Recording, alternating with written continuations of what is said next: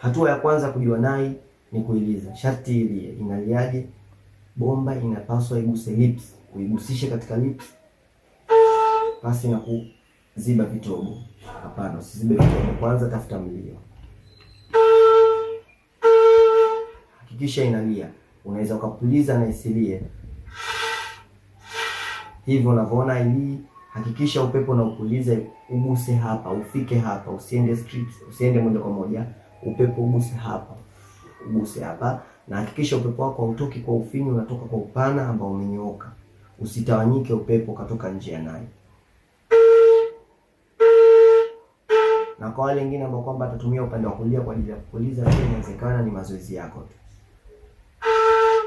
Hii ndio inatenganisha ilia ama isilie ni lips. Uweze kaika ikishagusa lips ya kati huu mstari hapa, hapana, haiwezi kulia. Sharti ikae